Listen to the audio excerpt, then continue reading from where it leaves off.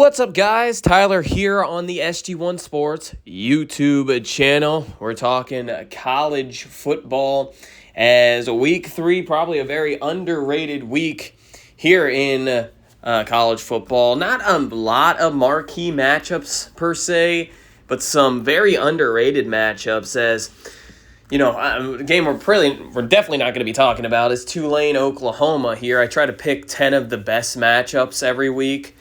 I was so close to picking that, but Tulane, boy, oh boy, Tulane should be 2-0 for being honest here.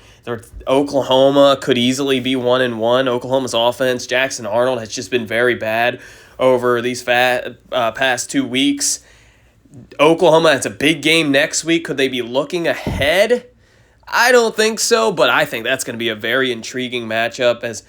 And another one, not really anyone's talking about this matchup, Utah State. Cam Rising's out. Bryson Barnes, guys, he's going to be starting for Utah State in this one. If you remember him, he was a starting quarterback last year for Utah when Cam Rising went down.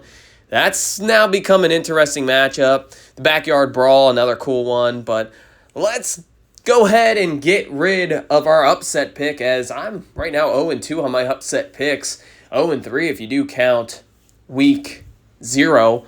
But, yeah, let's see who is on upset alert. We'll start it with the noon game. This is going to be my upset pick, as I do have the Memphis Tigers upsetting Florida State. It is an upset. Florida State comes in as a 7-point favorite.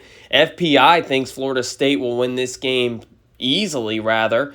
I just don't see that necessarily happening. I think this is going to be a very close game. And while Florida State has not been able to run the football and they haven't been able to defend the run, one of the key additions for Memphis was getting a UCF transfer, Mario Anderson. And boy, has he been really good, almost averaging 100 yards per game. Seth Hennigan, another really good, underrated quarterback out in a group of 5. Rock Taylor, another underrated wide receiver. This is an all-out game for both teams involved here. Memphis, they want to make a playoff run. They had, I think, the second or third best odds in college football for a group of 5 teams to make the playoffs. This is a game they have to win. Florida State's very bad. Let's just say it how it is. They're pretty bad at the line of scrimmage. This is kind of a favorable matchup I'd give for Memphis rather than Florida State. Now, Florida State just had the bye week. But if Florida State loses this game, I mean, who are they going to beat, you know?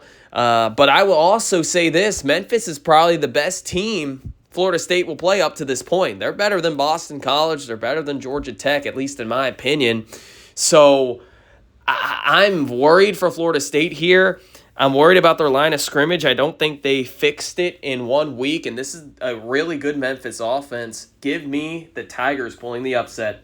We have the Apple Cup in Washington State. Now, technically, this is an upset, too. I do believe Washington is a couple points favored here, so I probably could have put that there for the upset pick as well. But anyway, Washington State. Watch out for Washington State starting quarterback John Mateer. He has 400 passing yards, but 250 yards rushing. He's a true dual threat. He's kind of a fun player to watch. If you watch the Texas Tech game, this guy just absolutely killed Texas Tech on the ground. He had 200 yards rushing, a touchdown. His long was like a 70-yard touchdown run. They did anything and everything they wanted against Texas Tech, who is a very solid Big 12 team, in my opinion, just not a really good defensive team. This is an all-out situation for Washington State, and we'll talk about Oregon State later on. But these two teams, Oregon State and Washington State, were left for dead. Their whole rosters were depleted. New head coaching staffs, head coaches heading towards other programs. This is just a situation in where Washington State needs this game more than Washington. I think Washington State is also the better team. Give me the Cougars and their high-octane offense over Will Rogers and the Huskies.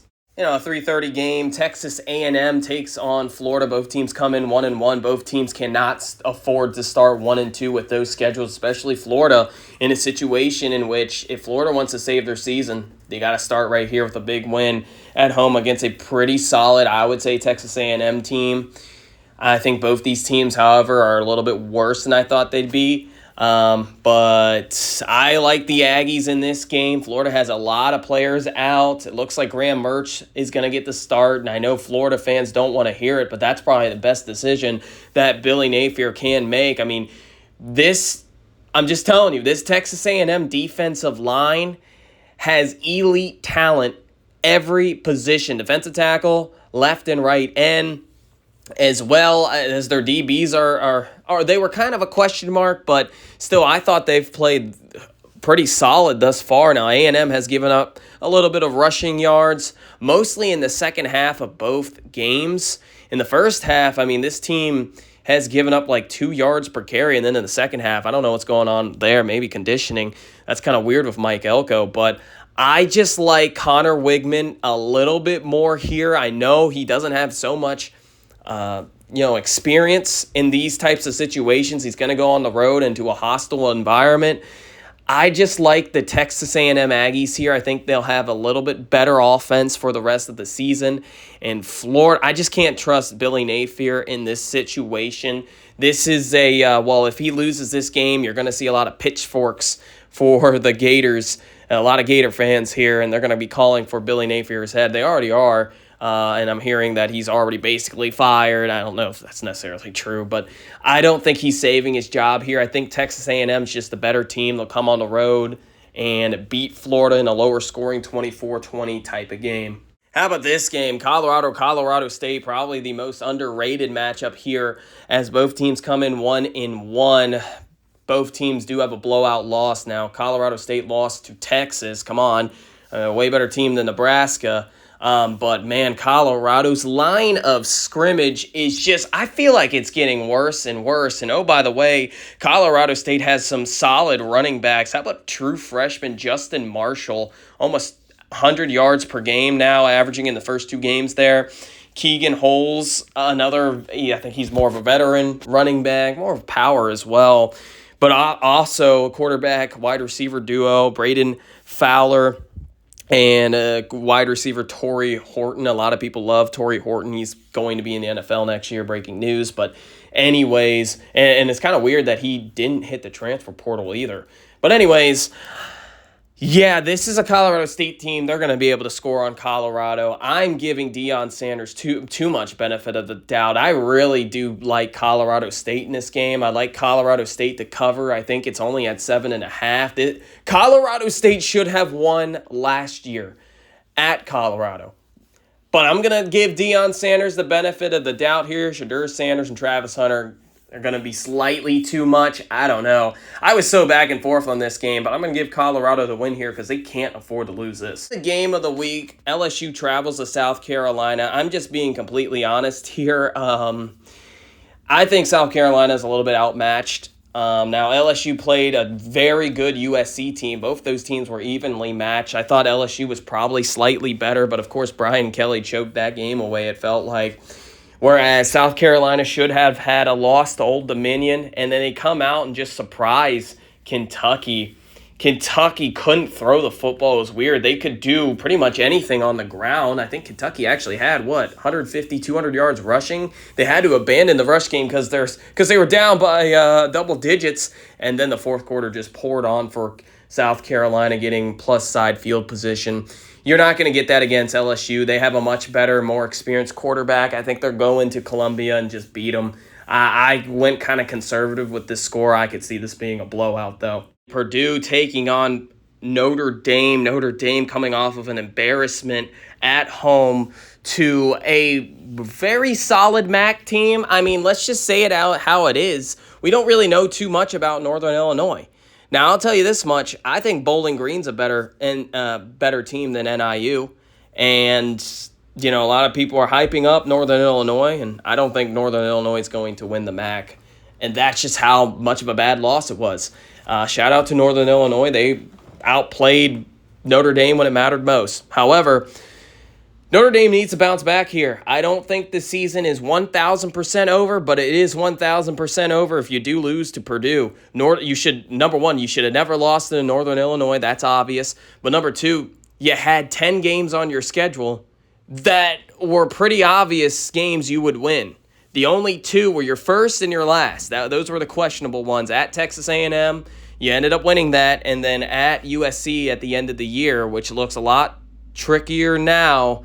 USC is probably the best team you'll play. I don't know if you beat them, but anyways, I think Riley Leonard bounces back. I don't know what is going on with Marcus Freeman in the quarterback situation. Notre Dame hasn't really had a good quarterback every single year. It's kind of crazy how bad the quarterback position has been for Notre Dame.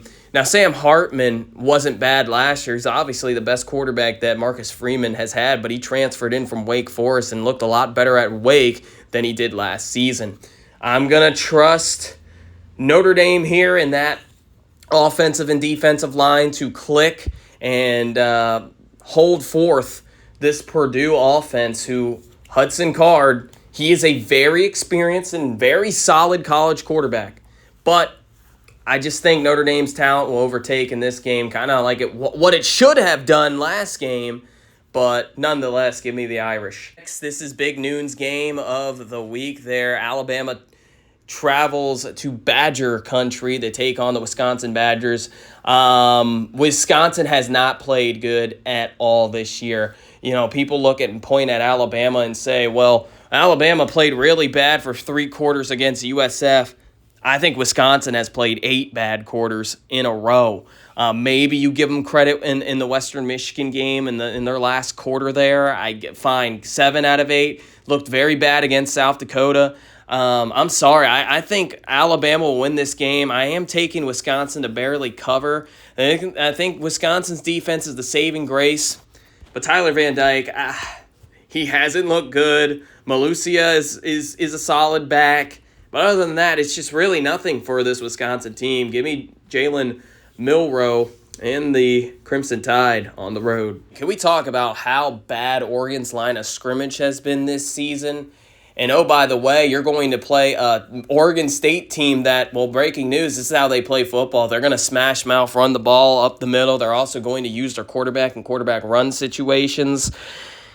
And Oregon's offensive line has given up 9 sacks. I think Oregon State's defense has been very good this year, giving up 8 points per game. They played San Diego State on the road, shut them out. And that's a Sean Lewis type of team right there. Sean Lewis is trying to build off of San Diego State's misdoing offensively, but at the same time, he's an offensive guy. Boy, oh boy, all the fingers are pointing for Oregon State to pull this upset here. Number one, this is an all-out game for them. This is one of the most important Silver War games, I think, of all time.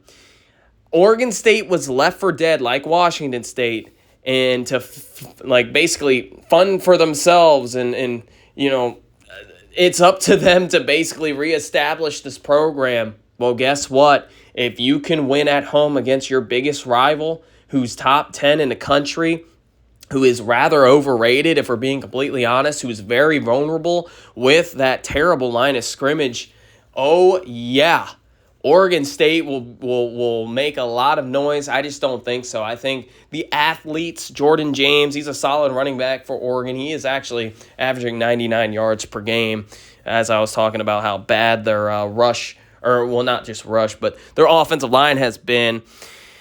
In the past game, 9 sacks is terrible. Evan Stewart, Tez Johnson pretty much put the team on the back in the fourth quarter there and won them that game. I think it's going to be that type of an effort. You can't just have all these athletes and then they just don't show up. I just don't see that happening. I'm worried about Oregon going forward, but I think they get into the bye week 3-0. Is on today, actually. 20th ranked Arizona takes on 14th ranked Kansas State in a non-conference game, by the way. These two teams scheduled this back, I believe, in 2017, or 2018, something like that. Not in the past 6 or 7 years, something like that. This is when this game was scheduled. So the Big 12 honored it as a non-con game. Arizona's a team I cannot figure out at all. They just beat New Mexico 61-39 last week, then play a bad NAU team. I don't really want to hear anything from those FCS people. It's FCS talent versus Big 12 talent. Let's be for real here. A lot of these Big 12 teams did struggle against FCS teams, but anyways, and you can't score offensively. You score 20 measly points against NAU. Yeah, give me Kansas State here. I know I've kind of been bashing Avery Johnson, and look, he just hasn't looked good, to be honest, in the first 2 games. He did not deserve to beat Tulane. Tulane really just beat themselves, and then kind of pretty bad officiating towards the end of the game, but Tulane really just beat themselves with that dumb fumble by Daniel Mensah at midfield, just a freshman mistake. I think Kansas State bounces back here. I think they're the better team. I like them to hang on at home, 41-35, something higher scoring against Arizona. I'm not high on Arizona at all. Lastly, what could even just be the biggest game of the weekend, I guess, 24th ranked Boston College versus 6th ranked Missouri. I'm just going to get this out of the way here. Missouri is not a top 10 team. I'm sorry. They're going to show it to you. I think they're going to struggle against a decent Boston College team. And by the way, I don't think Boston College should be ranked either. I just think Florida State was that bad. Now, Boston College only moved the football because Florida State's line of scrimmage was terrible. Missouri lost a good bit on the defensive side. However, their offensive line is clearly miles ahead of Florida State's. I think Boston College makes this an interesting game, especially with Castellanos at quarterback. He can definitely run around. He's gonna every single game. It seems like he gets you at least 50 yards through the ground. That's just what it feels like. Now, last year I believe he averaged almost 100 yards on the ground, but at least 50 yards per every game. It feels like that's what he gets.